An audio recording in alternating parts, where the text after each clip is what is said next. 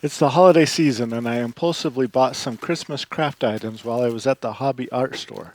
I've used watercolor pencils on these before, and I kind of liked it. I'm told that this won't work for glazing and kiln firing though, so instead I'll simply use a glossy spray varnish when I'm done. And we'll be using these Inktense water-soluble pencils, which are super easy to use and won't make a mess like paint does. Let's get started. I started out by pulling up an image of this American robin on my phone and lightly sketched it in with a graphite pencil. It works pretty good, and the graphite is easy to erase if you make a mistake. But the fun part is going to be the Inktense pencils. But before I do that, I'm going to use this kneaded eraser to make the pencil marks really light before adding the color. And I'm going to start with this tangerine orange color for the robin's breast. I'm going to add multiple layers, and this first layer is to establish the big shapes and give me a feel for how the Inktense works on this surface. I didn't add much pigment, and I'm using a small brush just to see how it reacts. This ceramic bisque material is really absorbent, and it soaks up the water really quickly. The pigment doesn't spread around much at all. I suppose that is good at this stage because I want to be fairly precise in where I'm placing the edges, but I quickly realized that it would probably be easier to just use a water brush that continually fed water to the brush, so I wouldn't have to keep dipping it into the water cup. This worked a lot better, and it's allowing me to be more precise in my lines and work a bit faster. Now that I have a better idea of how this surface reacts, I'm going to lay in a lot more pigment for the background and eventually the bird. I'm keeping it simple for now with this iris blue color, but I'm hoping I'll be able to jazz it up a little bit later, because this is just the beginning stage. You'll probably see me spin this around a lot, but I gotta do what I gotta do. I'm using a much bigger brush with a lot more water for the big background area. The Inktense blends really nicely, but you can see some of the pencil marks still. So I'll see if I can smooth those out later. I'm still working on shapes. The details will emerge eventually, and I think every painting has what I call the ugly stage, and this one is no different. During that stage, I often doubt that I can make anything look good, especially when I'm trying something new. But trying new things is what this channel is all about. Will this one work out? We'll see. I'm trying to use a variety of colors to add some depth to the form, and if there's one thing I don't like about Inktense is the wet pigment sometimes looks different than it looks dry. I'm trying to get a brownish gray here, but it's a little bit of a guessing game sometimes. I guess that's part of the fun too. This red oxide I'm using for the shadow side of the breast looks really different when it's dry. It almost looks too dark, but I think it looks pretty good when I blend it in. The hardest part of this surface is that the water soaks in so quickly that it's actually kind of hard to blend smoothly. There's a lot of lines that are left. And this head is a little misshapen. I was hoping this eraser would take off some of the color, but unlike the graphite, the eraser didn't do much more than sort of lighten it.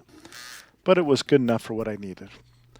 The robin needs some legs and some branches to rest upon, so I'll put those in as naturalistic as I can while looking at my reference photo. I printed it out because I did this painting over the course of a couple days, because I didn't have a bunch of time to devote to it all at once. But that's what I really like about the water-soluble pencils. There's no cleanup, and it's super easy to start and stop each drawing session. The branches are good for now, and I'll be adding some highlights to them a bit later. I also wanted to show that sometimes it's nice to be able to put some pigment directly on the brush from the pencil tip. This allows for a different type of precision when painting. It seems to be a bit easier to blend the colors this way too. Now that I have most of the bird done, I want to smooth out that blue background. I'm not sure how to do it yet, so I'm going to practice on the back. I'm going to start with the iris blue in the same way I did the front. I went a little quicker and you can see even more of the marks, but that will prove out if what I'm about to try actually works. I want to do the shading so that the flat surface looks more spherical by having the dark shadow side down low and to the left and the lighter highlights on the top to the right. And I also decided to push the contrast even further by using a fairly dark purple color on the bottom side. That made blending a bit harder, but I noticed as I put more pigment down, the bisque became a bit less absorbent, probably because all of the layers are making it less penetrable. I think it's looking pretty cool, and I like the painterly brush marks better than the scratchy pencil marks. So I guess the secret is to use a lot of pencil pigment. Don't go cheap on it. I didn't really show it on the back, but I did use some white pencil for the top side. The white is fairly opaque, and since it's creating more pencil layers, it will be helping me with blending. The white actually dries lighter, so it is kind of hard to tell how it will look until it dries fully.